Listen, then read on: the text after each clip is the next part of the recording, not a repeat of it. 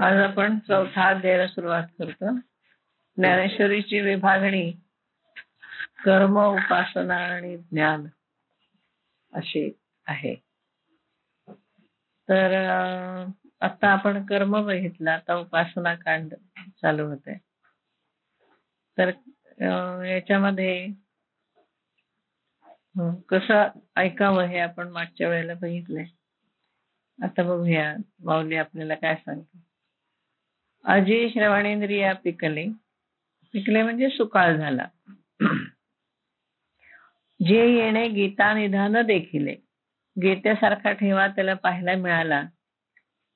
आता स्वप्नची हे तुकले साच्या सारखे, म्हणजे जसं काही स्वप्नच खरं व्हावं तसं आता हे झालंय. म्हणजे आपल्याला गीता निधान बघायला मिळतं, हेच आपलं मोठं भाग्य. असा ग्रंथ कुठंच नाहीये जगामध्ये. एकमेव गीता असा ग्रंथ आहे की जो सगळ्या जगामध्ये मान्य झालाय. अनेक भाषांमध्ये भाषांतर झाले आणि तो सगळ्यांसाठी आहे ना. असा काही हिंदू धर्माच्याच माणसासाठी आहे असं नाही. जो म्हणून माणूस आहे पृथ्वी तलावर त्या प्रत्येकाला गीता उपयोगी पडणार आहे. त्यामुळे गीतेचं महत्व खूप आहे. श्रवणेंद्रियाला सुकाळ झाला कारण गीतेसारखा ठेवा त्याला पाहायला मिळाला. जसं काही स्वप्नच खरं झालं असं हे वाटतं आहे. आधीच विवेकाची गोठी, म्हणजे खरं तर याच्यामध्ये विवेकाची कथा आहे. वरी प्रतिपादी कृष्ण जगदेठी, आणि त्यात तिचं प्रतिपादन केलंय ते अत्यंत प्रतापशाली असा श्रीकृष्ण हा करतोय.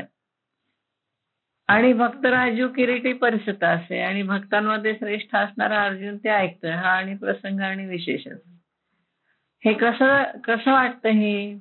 तर जैसा पंचमाला सुगंध, ज्याप्रमाणे पंचम स्वराला सुगंध यावा, जे कोकिळेच्या आवाजाला सुगंध यावा तसं आहे. की परिमळ आणि आस्वादू किंवा सुवास आणि उत्तम रुची यांची एक जोड झाली. तई भला झाला विनोदू कथेचा ये. म्हणजे ज्याप्रमाणे पंचम स्वर आणि सुवास किंवा सुवास आणि उत्तम रुची यांच्या गोड मिलाफाचा वेळ यावा, तसं या कथेचा योग मोठ्या भारीच जमलेला आहे. कैसी आगळिक दैवाची, जे गंगा उळली अमृताची, हो का जपत पेश्रते यांची फळाली. हे एक जसं काय दैवाचा जोरच आहे हा. दैव बलवत्तर म्हणून अमृताची गंगाच लाभली जशी काही आपल्याला असं वाटतंय.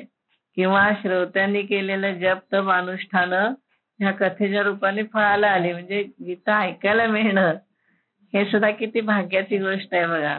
आता ते म्हणतात की कसं ऐकावं हे मागच्या वेळी त्यांनी सांगितलंच आहे. आता इथे सांगतायत. आता इंद्रिय जात आघवे, तीही श्रवणाचे घर रेघावे. म्हणजे सगळ्या इंद्रियांनी कुठे एकत्र यायचं, श्रवणाच्या ठिकाणी. म्हणजे स्पर्श, गंध, चव हे सगळे ज्ञानेंद्रिय आहेत. यांनी कुठे यायचं, आता कानापाशी एकत्र यायचं. म्हणजे मग सगळ्यांचं कॉन्सन्ट्रेशन होईल. त्यांनी श्रवणाच्या घरी यायचं. मग संवाद सुख भोगावे गीताख्य हे, आणि मग हे गीता नावाच्या या संवादाचं सुख भोगावं. मध्ये एकदा ठाण्याला डायलॉग्स इन एन्शंट इंडिया असा सेमिनार झालं होतं ठाण्याला. ठाण्याची एक ओरिएंटल इन्स्टिट्यूट आहे, तिथे दरवर्षी सेमिनार्स होतात. अलीकडे बंद केलीत त्यांनी, पण दरवर्षी होत होते आणि मी जायची त्याला. तर त्यांच्याकडे डायलॉग्स इन एन्शंट इंडिया असा विषय होता. त्याच्यामध्ये हा संवाद आहे ना, कृष्ण आणि अर्जुन. गीतेचा हा संवाद आहे. मुळात धृतराष्ट्र संजय आणि त्याच्यामध्ये श्रीकृष्ण आणि अर्जुन. तर या संवादाकडे वेगवेगळ्या दृष्टिकोनातून पाहिलं लोकांनी. त्याच्यामध्ये गुरु शिष्य संवाद म्हणून बघितला असं पण आहे ना. श्रीकृष्ण गुरु आणि अर्जुन शिष्य असा पण संवाद होऊ शकतो. हा तत्वज्ञानाच्या दृष्टिकोनातून संवादातून तत्वज्ञान कसं सांगितलंय ते पण होऊ शकतं याच्यातून. म्हणजे असे वेगवेगळ्या अँगलनी लोकांनी या गीतेच्या संवादाकडे बघितलं. तसं यांनी एका वेगळ्या अँगलनी बघितलंय. यांनी कसं बघितलंय की हे जसं काही पंचम स्वराला सुगंध आलेला आहे, जसं काही सुवास आणि रुची, सुस्वाद यांचा एकत्र मिलाफ झालेला आहे आणि जशी काही अमृताची गंगा उवाळली आपल्याकडे किंवा श्रोत्यांचं जप अनुष्ठान हे फळाला आलंय, तेव्हा हा गीतेचा संवाद ऐकायला मिळतोय. अशा एका वेगळ्या प्रकाराने त्यांनी या संवादाकडे बघितलंय. म्हणजे हा संवादच आहे, पण संवादाकडे वेगवेगळ्या लोकांनी वेगवेगळ्या प्रकारे कसं बघितलंय. तर ज्ञानेश्वर माऊलींनी या प्रकारे बघितलंय की जसं काही हा पंचमाला आलेला म्हणजे सुगंध आहे, अशा प्रकारे हा संवाद आहे. म्हणजे याच्यामध्ये सुगंध आहे, याच्यामध्ये विवेक आहे, विवेकाची मोठी म्हणले ना. आणि सांगणारा भक्त हा स्वतः भगवंत आहे आणि ऐकणारा भक्तराज अर्जुन आहे. म्हणजे ते पण एक मोठी वेगळी अशी हे घडते ना, घटना घडते की एवढा मोठा सांगणारा, ऐकणाराही तेवढाच योग्यतेचा. अशा प्रकारे हा संवाद आहे. संबंध गीतेमध्ये या दोघांचा संवाद आपण ऐकतो. मध्ये केव्हा तरी संजय बोलतो, मध्ये केव्हा तरी. धृतराष्ट्र काही फार नाहीये बोललेला, पण संजय कधीतरी बोलतो मध्ये. तर हा अशा प्रकारे संवाद होता. त्याच्यामध्ये माझा पेपर होता लक्ष्मी आणि इंद्र यांचा संवाद, लक्ष्मी तंत्रामधला. छान छान होता तो पण पेपर. त्या दोघांचे गुरु शिष्य नात्यानेच त्यांनी जो संवाद केला, त्या संवादाबद्दल मी लिहिलं होतं. पुष्कळ विषय घेतले होते, पण त्याच्यामध्ये हा गीतेचा विषय आला होता आणि लोकांनी वेगवेगळ्या अँगलनी तो मांडला. संवाद कसा झाला तसं यांचा एक वेगळा अँगल आहे बघण्याचा. हा अतिसो अतिप्रसंगे है ना. कसा आहे हा अतिसो अतिप्रसंगे सांडोनी कथाची ते सांगे. आता हे म्हणतात, आता मी पुष्कळ पाल्हाळ सांगितला, आता ते सोडून देतो आणि कथा सांगतो. कोणती कथा सांगतो? तर जे कृष्णार्जुन दोघे बोलत होते, हे दोघे बोलत. ते वेळी संजयो रायते म्हणे. त्यावेळेला संजय काय सांगतो, ज्ञानेश्वर महाराज म्हणतात, गीतेत नाहीये पण ते सांगतात. संजय काय म्हणतो राजाला, अर्जुनू अधिष्ठीला दैवगुणे. है ना. अर्जुन कसा आहे, भाग्यानेच त्या दैव म्हणजे प्रत्यक्ष भाग्यानेच अर्जुनाचा आश्रय घेतला. अर्जुनू अधिष्ठीला दैवगुणे, जे अतिप्रीती नारायणे बोले जिथे असे. कारण प्रत्यक्ष भगवान त्याच्याशी मोठ्या प्रेमाने बोलतात.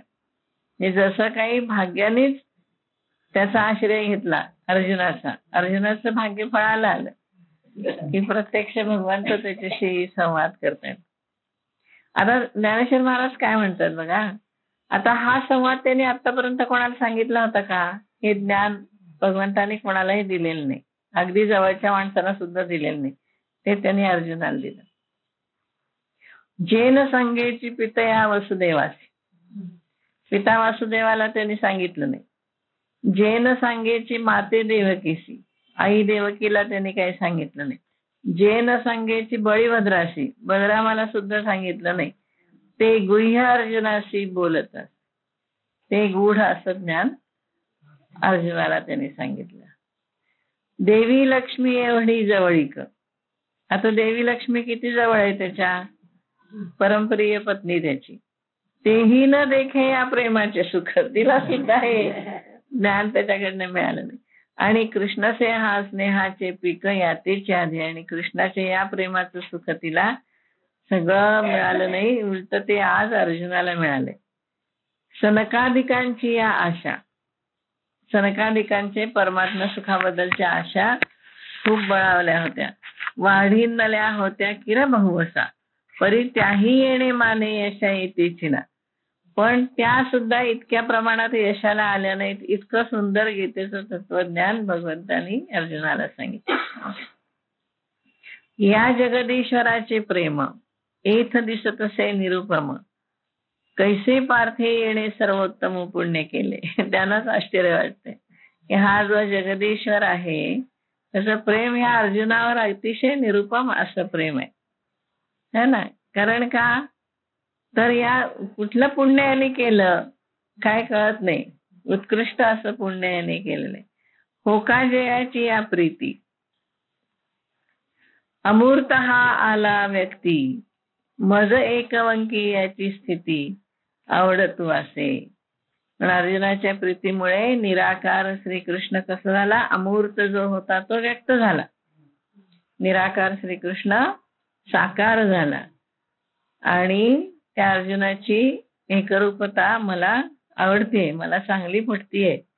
म्हणजे त्यांना इतका आनंद होतोय ही गीता सांगताना ज्ञानेश्वर महाराजांना, कारण ती इतकी महत्वाची आहे आणि इतक्या व्यवस्थित आणि चांगल्या शब्दामध्ये भगवंतांनी सांगितलेली आहे की किती सांगून किती नको असं होतंय त्यांना. एरवी हा योगिया ना डळे, बरं का, योग्यांना सुद्धा हा सापडत नाही. वेदार्थासी ना कळे, वेदाच्या अर्थाला सुद्धा कळत नाही, तो कळत नाहीये. जेठ ध्यानाचेही डोळे पावते ना, ध्यान सुद्धा तिथपर्यंत जात नाही. ते हा निज स्वरूप, तो हा प्रत्येकाचं आत्मस्वरूप असलेला भगवंत आहे. हे विशेष आहे बरं का. निज स्वरूप म्हणजे काय, स्वतःचं स्वरूप, है ना. स्वतःचं स्वरूप म्हणजे काय असतं याच्यामध्ये, की आपली आत्मस्थिती. आत्मन म्हणजे काय, मी, हो की नाही. मग आत्मज्ञान म्हणजे कोणाचं ज्ञान असतं, माझं ज्ञान. मग आत्मस्थिती म्हणजे कुठली असते, माझी स्वतःची मूळ स्थिती काय आहे ती असते. म्हणून त्याला स्वतःचं स्वरूप म्हणतात, स्वस्वरूप. स्वरूपानंद का नाव आहे, स्वरूप काय आहे आपलं ते कळालं त्यांना, म्हणून स्वरूपानंद. तसं निज स्वरूप जे स्वतःचं आत्मस्वरूप ज्याला कळलेलं आहे आणि ती आत्मज्योती ज्याला दिसलेली आहे, असे हे साक्षात्कारी लोक असतात. तो हा निजस्वरूप आहे, हा आपलं स्वतःचं निजस्वरूप आहे. अनादि निष्कंप कसं वापरलंय बघा, तो कसा आहे, अचल आहे. कोणाशी एकरूप आहे, तो निजस्वरूपाशी. आपल्या प्रत्येकाच्या निजस्वरूपाशी एकरूप असलेला मुळात कसा आहे, निष्कंप. निष्कंप परी कवणे माने सकृप झाला आहे. पण आज या अर्जुनावर किती बरं कृपावंत झालाय. हा त्रैलोक्यपटाची घडी, काय छान उपमा दिलं. त्रैलोक्य रूपी वस्त्राची घडी आहे, आकाराची पैलथडी, आकाराच्या पलीकडचं निराकार आहे. कैसा याची आवडी आवरला असे. या अर्जुनाच्या प्रेमाने कसा आटोक्यात आलाय तो, है ना. किती छान उपमा दिली तुम्ही. जशी काय वस्त्राची घडी आहे, ती उलगडत नाही, पण ह्यांनी उलगडली आणि उलगडत गेले की डिझाईन एक एक दिसत जातं ना. तसं म्हणजे हा संवाद जर आपण बघितलं एकूण याच्याकडे, तर तो कसा आहे, असा एखाद्या पेटीमध्ये बंद केलेल्या वस्त्रासारखा आहे. ज्ञान कसं आहे, हे घडी घातलेल्या वस्त्रासारखं आहे. पण एक एक अध्यायाद्वारे ते ज्ञान असं उलगडत गेलं की त्या वस्त्राची घडी अशी उलगडत जावी आणि त्याच्यावरचं एक एक डिझाईन आपल्याला सुंदरपणाने कळावं, त्याचा रंग कळावा, त्याचं पोत कळावं, असं सगळं ते उलगडत गेल्यानंतर आपल्याला किती आनंद होईल. तसा हा गीता ग्रंथ उलगडताना आपल्याला आनंद, तेवढा हा गीता ग्रंथ चांगला आहे. म्हणजे सुंदर इतका आहे की म्हणून तर इतक्या लोकांनी इतकी भाषांतरं केली ना. जवळजवळ सगळ्या भाषांमध्ये जगातल्या भाषांतर झालेली आहेत गीतेची. इतकं त्याच्यामध्ये तत्वज्ञान सुंदर सांगितलं. श्री भगवान वाच, इमं विवस्वते योगम प्रोक्तवानहमव्ययम् विवस्वान मनवे प्राह मनुरिक्ष्वाकवे ब्रवीत. त्यात सांगतात की हा अविनाशी योग मी पहिल्यांदा सूर्याला सांगितला होता, सूर्याने मनूला सांगितलं आणि मनूने इक्ष्वाकूला सांगितलं आणि इक्ष्वाकूनंतर मग सगळ्या बाकीच्या त्याकडे तो आला. मग देव म्हणे अगा पंडुसुता, हाची योगू आम्ही विवस्वता कथिला परिते वार्ता बहुवा दिवसाची. म्हणजे हा योग मी सूर्याला सांगितला होता, पण ती गोष्ट फार दिवसापूर्वीची आहे. मग तेणे विवस्वते रवी, हे योगस्थिती आघवी निरूपिली बरवी मनुप्रती. मग त्यांनी मनूला हे सांगितले योग स्थिती आहे. मनूने आपण अनुष्ठिली, मनूने स्वतः याचं अनुष्ठान केलं, आचरण केलं. आणि मग इक्ष्वाकुवा उपदेशिले, आपला मुलगा इक्ष्वाकू त्याला दिली. ऐसी परंपरा विस्तारली आद्य योगा. अशा प्रकारे ही परंपरा पुढे आलेली आहे. आता हा परंपरेने आलेला योग आहे. हा परंपरेने आलेला योग कसा असतो, तर गुरुनी शिष्याला सांगायचा, वडिलांनी मुलाला शिकवायचा, अशी परंपरा येते ना. आणि नाही शिकवला तर मग तो बंद पडतो मध्ये. आता एखाद्या वडिलांच्या जवळ काही विद्या आहे, पण त्यांच्या असं लक्षात आलं की आपला मुलगा त्या योग्यतेचा नाहीये ही विद्या सांगण्याचं, ते सांगत नाही. सांगितलं नाही की ती लोप पावते. म्हणून हे विद्या लोप पाहू नये म्हणून हा विद्या वंश चालवणारा कोणीतरी लागतो. मग मुलगा जर त्या योग्यतेचा नसेल तर एखादा चांगला शिष्य, त्याला ती विद्या द्यायची आणि तो शिष्य हा आपला मुलगा समजायचा. मग तो विद्यावंश पुढे चालव. त्यामुळे ही विद्या आहे ना, ही पुढे गेली पाहिजे. आपल्या जवळचं जे ज्ञान आहे हे पुढे गेलं पाहिजे. आता कसं असतं, आता ग्रंथ असतात, ग्रंथाद्वारे ते ज्ञान जपून ठेवलं जातं, पण ग्रंथ उलगडत नाहीत. ग्रंथ कोणीतरी शिकवावे लागतात. आता आपल्याकडे पूर्वी विमानं होती, त्याला पाऱ्याची इंधनं होती, तर ते इंधन कसं तयार करायचं हे ग्रंथामध्ये लिहून ठेवलंय. पण शास्त्रज्ञांना जर उलगडलं नाही तर त्याचा काय उपयोग आहे. शास्त्रज्ञ ते उलगडायचा प्रयत्न करतात, तर ते किती उलगडतं, काही वेळेला त्यातले इन्ग्रेडियंट्स कळत नाही, कारण नावं बदललीत ना. आता नावं बदललीत. आता वास्तुशास्त्राचे सुद्धा जे ग्रंथ आहेत तर त्याच्यामध्ये सुद्धा प्रत्येक वास्तूच्या छोट्या छोट्या युनिटचं नाव आहे. आता ती नावं आता प्रचलित नाहीयेत. आता वरवंडी हा शब्द आता आम्हाला माहिती आहे, कारण आम्ही माळवदाच्या घरात राहिलो. माळवदाच्या घरावर वरवंडी असते. आता स्लॅबच्या घरावर वरवंडीच नाही. आता जर मी एखाद्या पुस्तकामध्ये वरवंडी हा शब्द लिहिला तर कोणाला कळणार आहे. असा गोल गोल हे घालतात, पॅरापिट वॉल सारखी पण वॉल नसते ती, अशी गोल हे असं वरवंड, हा असं गोल असं घातलेलं असतं कडे माळवदावर असतं. तर हा शब्द जर माहित नसेल तर कसा उलगडायचा. विद्या नेहमी पुढे जावी असं म्हणतात. मग अध्यात्म विद्या असू दे नाहीतर बाकीची कुठली तरी विद्या असू दे, कोणीतरी ते शिकणारा मिळायला पाहिजे, म्हणजे ते पुढे जाते. तेव्हा ही परंपरा टिकवली पाहिजे. आपल्याला वाटतं की परंपरा तोडली पाहिजे, अलीकडच्या मुलांना वाटतं, ते बरोबर नाही. परंपरा टिकली पाहिजे म्हणजे ज्ञान टिकून राहत. एवं परंपरा प्राप्तमिमं राजर्षयो विदुः सकाले नेह महता योगो नष्टा परंतप. इथे तसंच झालं. याप्रमाणे परंपरेने प्राप्त झालेला हा जो योग आहे ते राजर्षी जाणत होते. जनक राजा जाणत होता आणि कोणी जाणत होते, पण पुष्कळ काळ लोटल्यामुळे हा योग नष्ट झालेला आहे. आता बघा, मग आणि काही या योगाते राजर्षी झाले जाणते. इक्ष्वाकूनंतर अनेक राजर्षींनी हा योग झाला. परी तेथोनी आता सांप्रते नेणीजे कोणी. आता सांप्रत सध्या हे कोणाला हा योग ठाऊक नाहीये, माहिती नाही. जे प्राणी या कामी भरू. कारण काय झालं, आता त्यांच्या काळात म्हणतात ते 900 वर्षापूर्वीच. आता तर काय परिस्थिती झाली बघा. जे प्राणी या कामी भरू देहाची वरी आदरू म्हणून पडिला विसरू आत्मबोधाचं. बुद्धी आडमार्गाला लागली. कशी लागली तर सगळा भर जो विषय वासनेवर पडला आणि सगळा भार जीव आपला देहावर आहे म्हणून आत्मज्ञानाचा विसर पडला. देह हा महत्वाचा, देहोहम हा देह महत्वाचा. त्यामुळे जे काय असेल ते देहासाठी करायचं, आपल्यासाठी आत्मज्ञानासाठी काही करायचं असं काही नाही. म्हणजे परलोकासाठी काही आपल्याला करायला पाहिजे, काही साठवायला पाहिजे असं काही नाही. जे काय आहे ते आत्ता असं त्यावेळेला ते म्हणतात. म्हणजे आता तर काय परिस्थिती भयानक आहे. आव्हाटली या आस्था बुद्धी. आत्मबोधाची आस्था बुद्धी ज्या बुद्धीने बाळगायची ती आडमार्गाला लागली.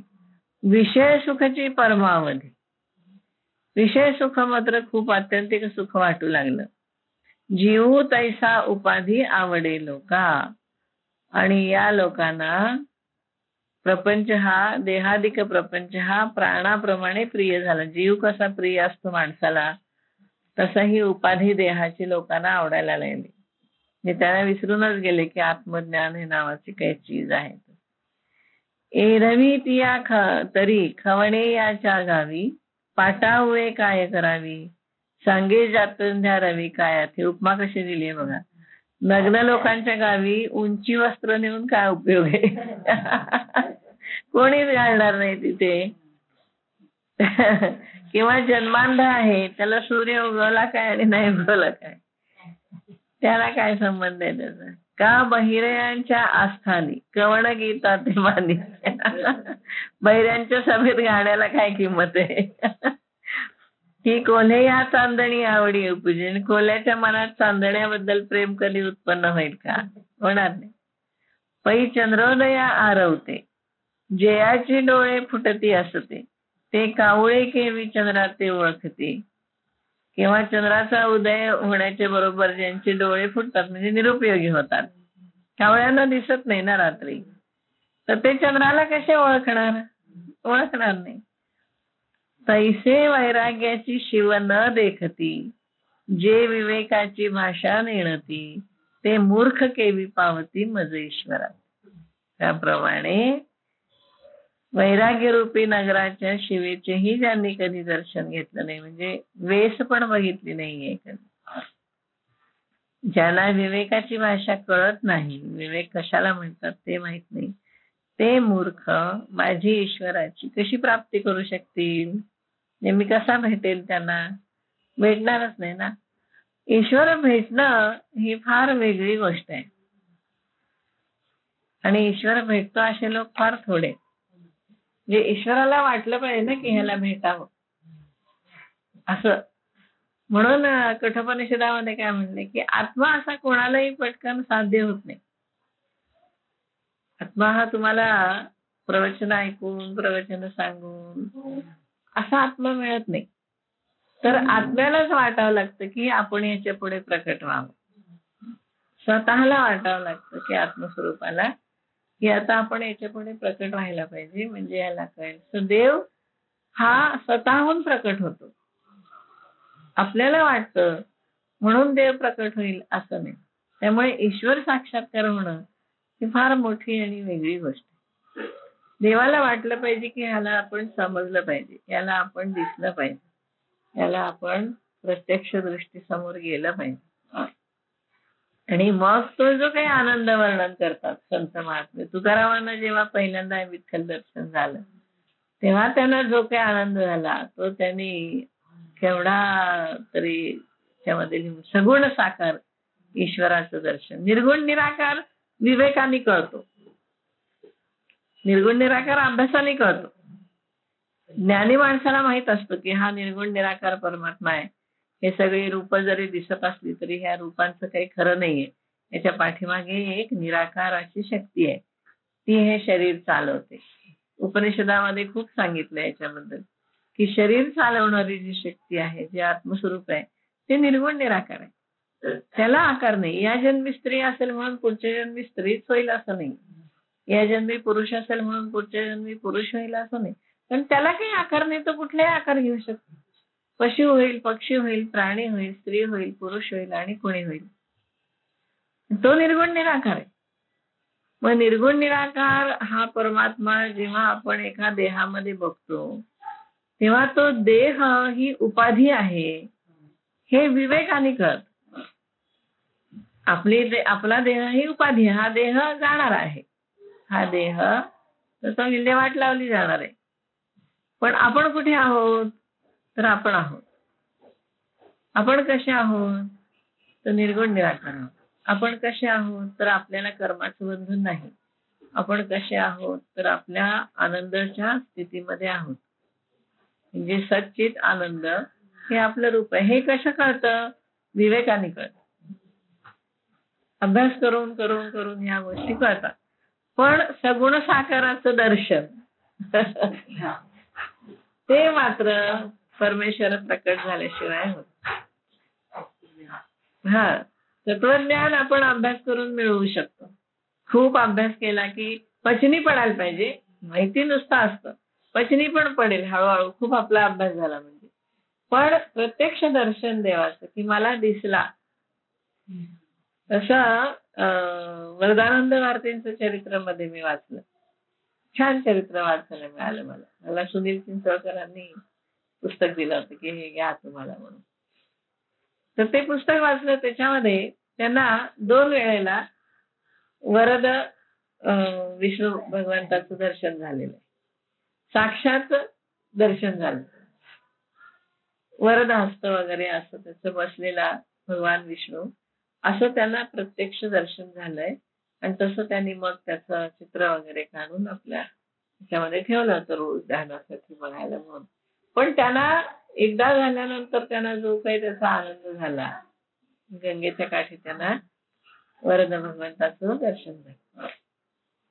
आणि तो त्यांनी मग त्याचं ध्यान करायला सुरुवात केली. आणि अगदी शेवटी जेव्हा त्यांना त्यांचे देहत्यागाची वेळ आली, समाधीची वेळ आली, त्या समाधीच्या वेळेला एकदा त्यांना पुन्हा त्या सगुण साकार रूपाचं दर्शन झालं. पण ते अवर्णनीय अगदी आनंद त्यांनी सांगितला की भगवंत प्रत्यक्ष दिसल्यानंतर काय वाटतं, ईश्वराचं दर्शन समोर. म्हणून हे जे म्हणतात ना की तो एवढा सांगतोय तो, तर हे कसं होणार दर्शन?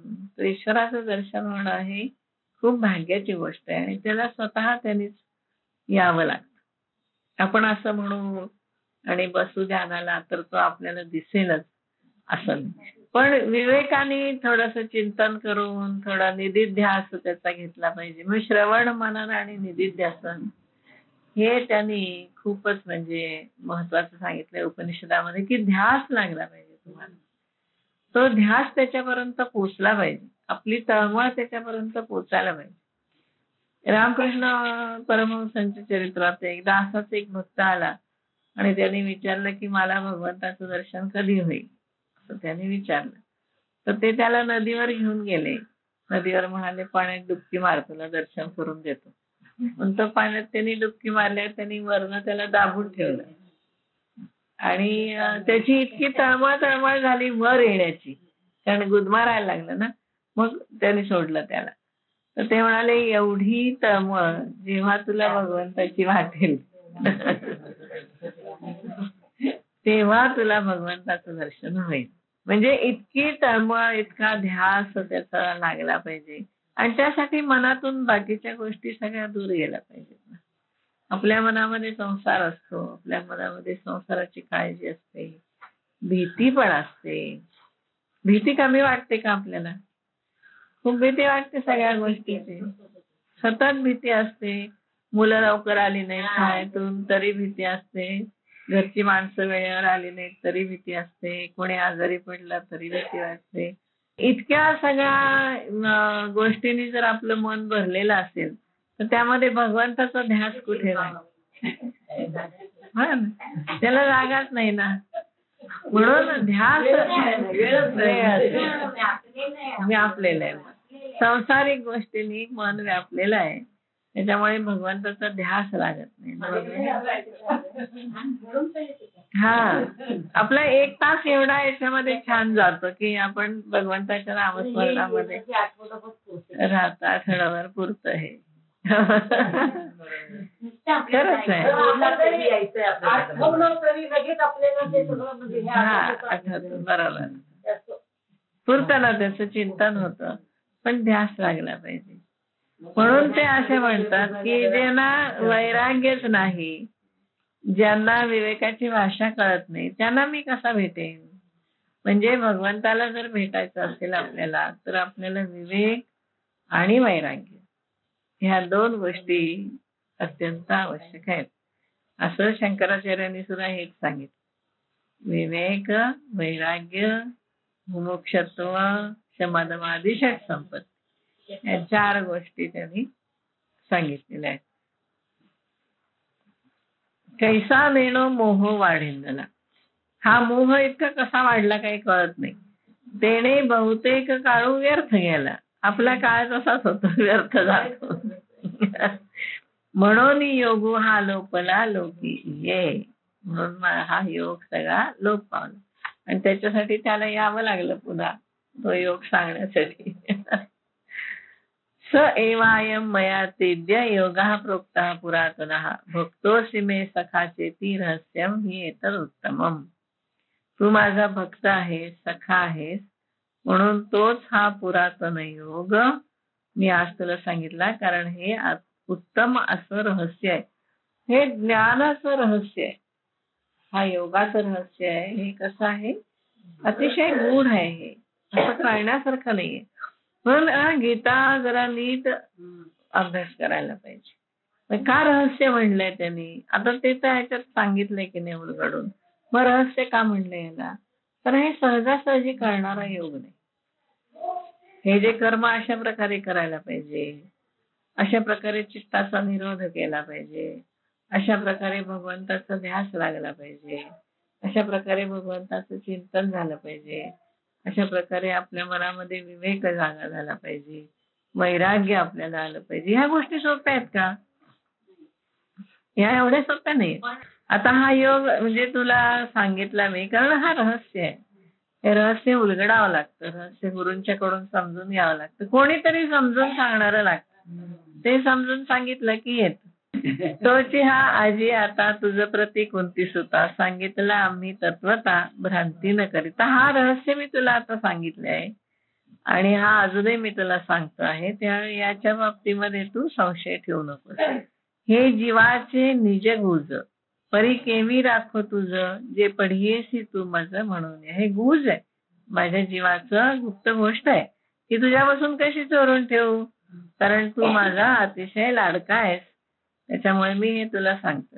तू कसा आहेस, तू प्रेमाचा पुतळा, भक्तीचा जिव्हाळा, मैत्रियेची चित्कारा धनुर्धरा. तू कसा आहेस, प्रेमाचा पुतळा आहेस, भक्तीचा जिव्हाळा आहेस आणि सख्याची जीवन कला आहेस. चितकला म्हणलंय, मैत्रियेची चितकला शब्द बघा कसे वापरले. चितकला आहेस, सख्याची जीवन कला आहेस, तू अनुसंगाचा ठाव. तुझा आणि माझा संबंध कसा आहे, अगदी जवळचा आहे. तू अनुसंगाचा ठाव, आता तुझं काय वंचित जावं, यावेळी तुझी कशी काय आम्ही फसवणूक करणार. जरी संग्राम रूढ आहो झालो आम्ही, जरी आम्ही युद्धाला सज्ज झालोय, तरी सुद्धा तुला या गोष्टी सांगायच्या नाहीत, नंतर कधीतरी सांगू असं नाही म्हटलेलं, तर तुला सांगणं आवश्यक आहे. तरी नावे कहे सहावे, म्हणून सगळं क्षणभर हे तू सगळं बाजूला ठेव. गजावजही न धरावे, हा गडबडीचाही विचार मनात आणू नकोस. परी तुझे अज्ञानत्व हरावे लागेल. तू अज्ञानामुळे जे म्हणतोयस की मी युद्ध करणार नाही, तर हे तुझं अज्ञान दूर करण्यासाठी मला हे सगळं ज्ञान सांगणं आवश्यक आहे. नाही तर काय संबंध ना, खरं म्हणजे तू माझं ऐक, युद्ध कर, मग सांगेन मी तुला सगळं, असं म्हणाला असता की. पण तसं म्हणायला नाही तो, नाही, तुझ्या मनातलं संशय गेला पाहिजे, तेव्हा तू चांगलं युद्ध करशील. ओके नाही, म्हणजे म्हणून हे ज्ञान झाल्यानंतर कर्म पण चांगलं होतं.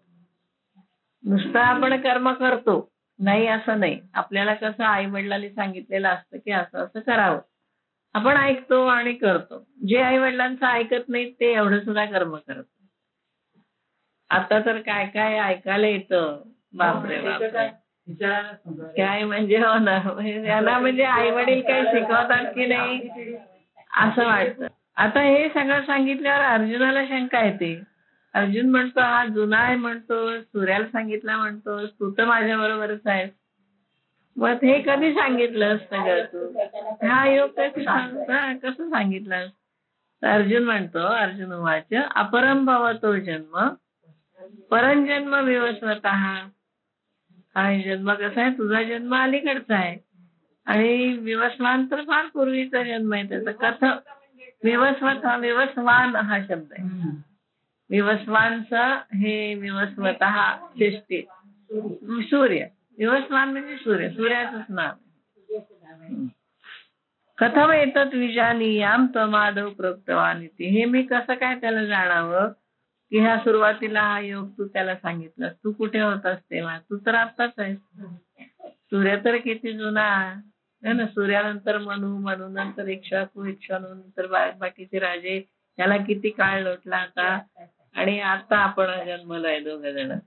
तेव्हा तू हा योग सांगितलास, हे कसं काय. बरोबर शंका घेतली त्याने की असं कसं काय सांगतोस तू. तेव्हा अर्जुन म्हणे हरी माय आपुले याचा स्नेह करी. बरं का. येथ विस्मयो काय अवधारी कृपानिधी. तेव्हा अर्जुन म्हणतो हे कृपानिधी श्रीहरी, आई आपल्या मुलावर प्रेम करते त्यात नवलते काय. तू कसा आहेस, तू संसार श्रांताची सावली. संसार तापाने थकलेल्यांची तू सावली आहेस. अनाथा जीवांची माऊली. अनाथ अशा जीवाची तू आई आहेस.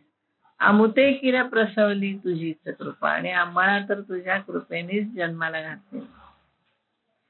देवा पांगुळ एखादे विजे, तरी जन्मावनी जोजारू साहिजे. एखाद्या आईने पांगळ्या मुलाला जन्म दिला तर तिला ते त्रास त्याचा सगळा काढावा लागतो. हे बोलो काय तुझे तुझची पुढा. आता ह्या गोष्टी तुझ्या समोर काय बोलाव्यात, आईला ते करावंच लागतं. आता पुसेन जे मी काही, तेथ निके चित्त देई. देवीची देवे कोपावे ना काही बोलाय. आता मी तुला एक गोष्ट विचारतो, त्याकडे लक्ष दे आणि माझ्या प्रश्नाचा राग धरू नकोस. रागू नकोस माझ्यावरती, मी विचारतोय.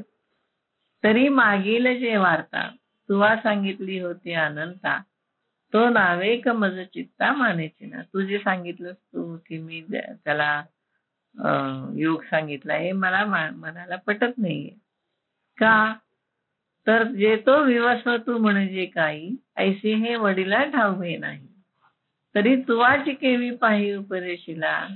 विवस्वान कोण हे आमच्या वाडवडिलांना सुद्धा माहिती नाही, तर तू त्याला योग सांगितलंस हे कसं काय.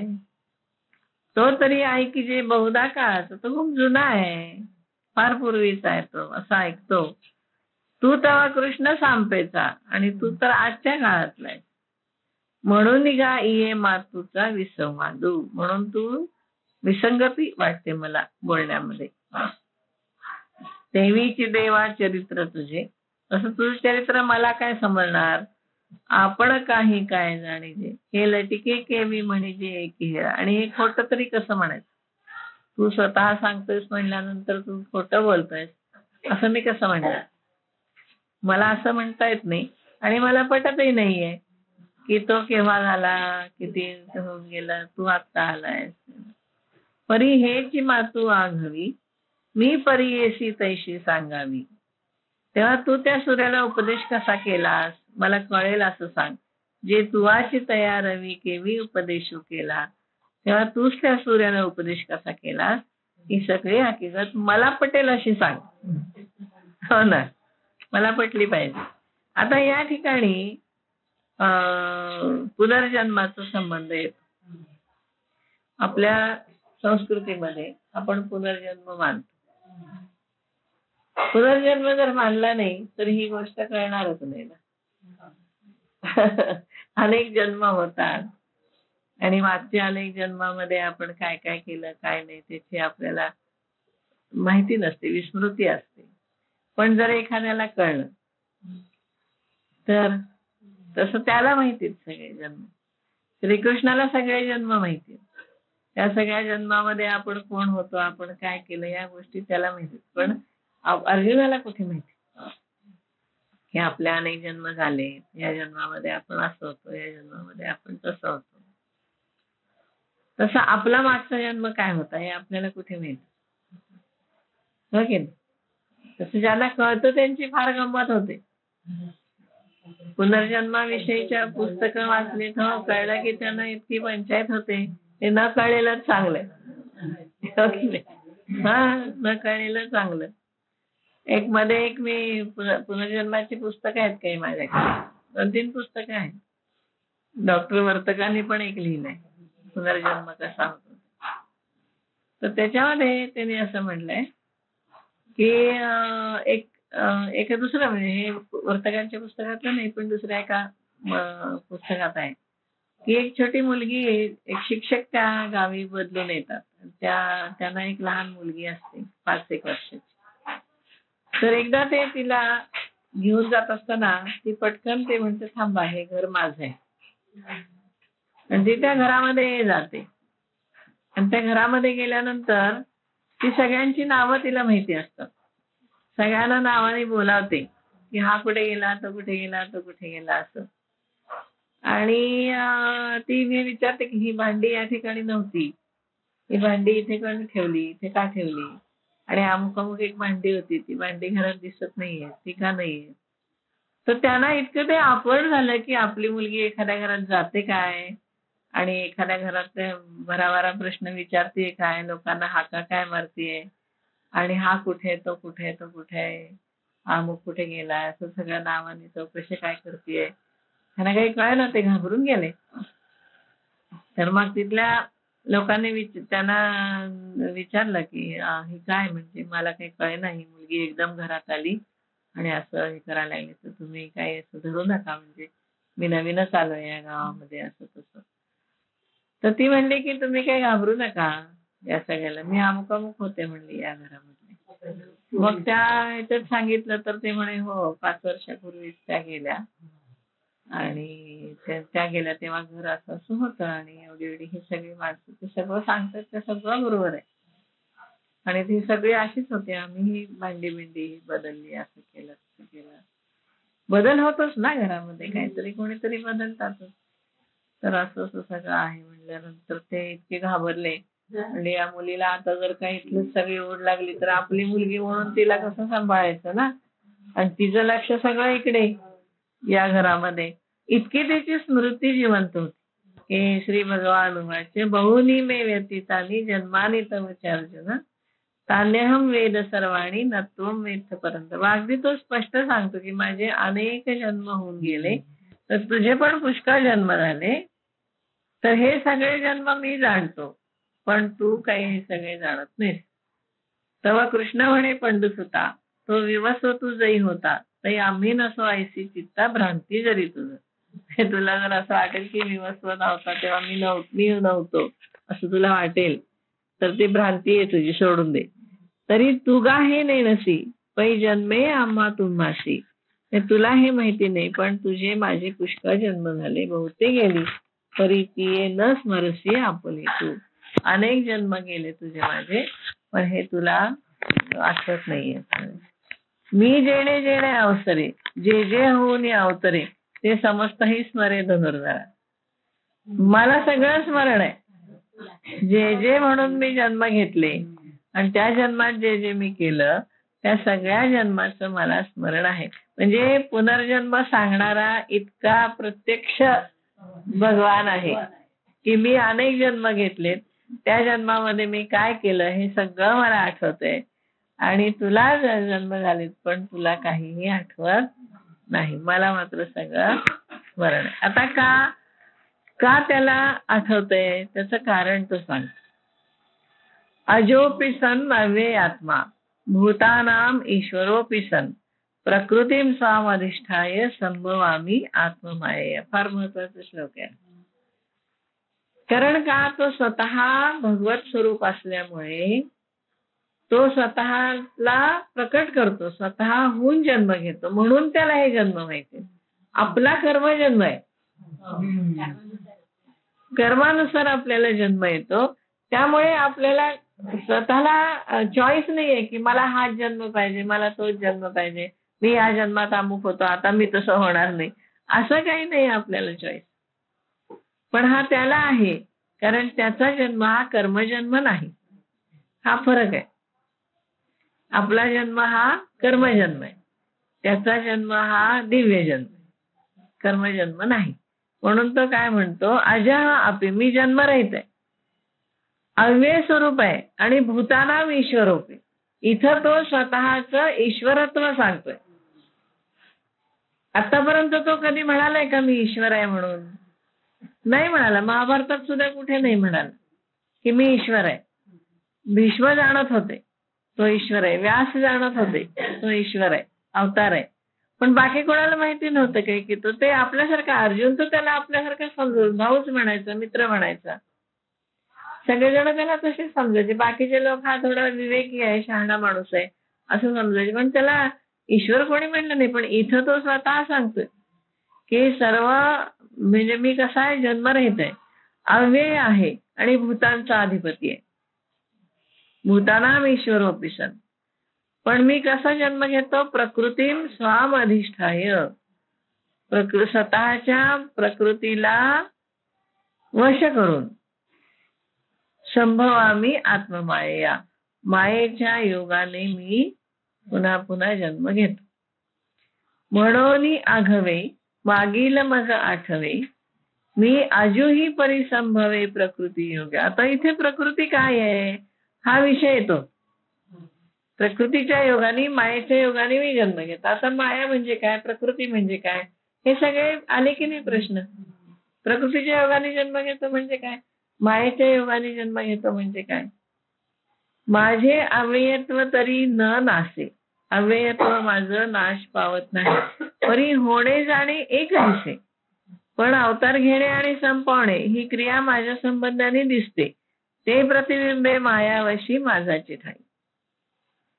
ते तुला ते माया माझ्या ठिकाणी प्रतिबिंब रूपाने आहे, मायेच्या योगाने भासते. म्हणजे मी अवतार घेतला, मी अवतार संपवला, मी मायेच्या योगाने भासतो. पण मी कसा आहे, आजी आहे, अव्यय आहे, अविनाशी आहे.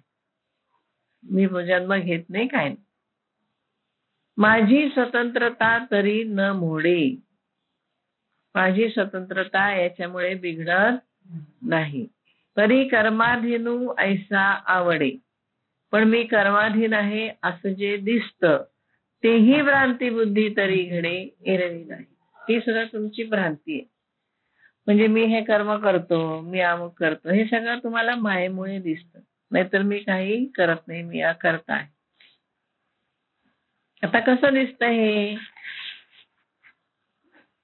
की एकची दिसे दुसरे, एकच असतं त्याचं दुसरं रूप दिसतं. कसं दिसतं ते दर्पणाचे निआधार. आता आपण स्वतःला आरशामध्ये बघतो तर आपण दोन होतो की नाही, आरशाच्या आधाराने डबल दिसतं. एरवी काय वस्तू विचारे तुझे आहे.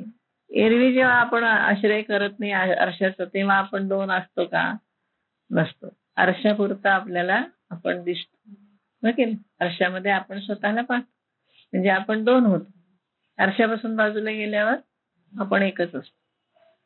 तसं माया आली की हे सगळं दिसतं, माया नसली की हे काय दिसत.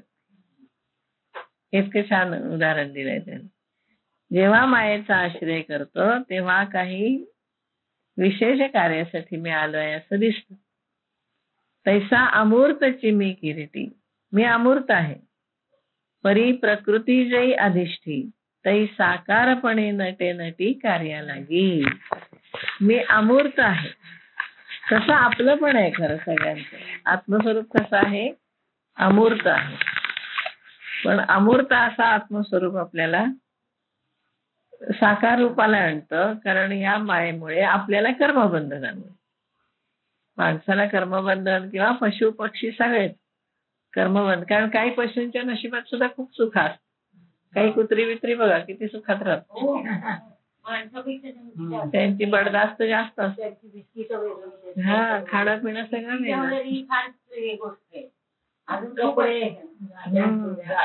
गाद्या थंडी वाजते म्हणून कुत्रे. हो ना. तर काही घोड्यांचं सुद्धा खूप सांभाळलं जातं. घोड्यांना डास चावू नयेत म्हणून सुद्धा काळजी घेतली जाते. तसं त्यांना त्यांच्या नशिबात सुख असतं. हा, सगळ्या घोड्यांना कुठे सुख मिळतं, काहींना सुख मिळतं. म्हणजे कर्म वश असा. हा, कर्म तरी सुख, हा त्याला सुख मिळतं. म्हणून आपला सगळा जन्म कसा आहे, कर्मजन्म. आणि त्याचा जन्म कसा आहे, आपण सुद्धा अमूर्तच आहोत, निर्गुण निराकारच आहोत, आत्मस्वरूपच आहोत. पण आपल्याला कर्माची बंधन आहे. आणि तो म्हणजे माया आहे.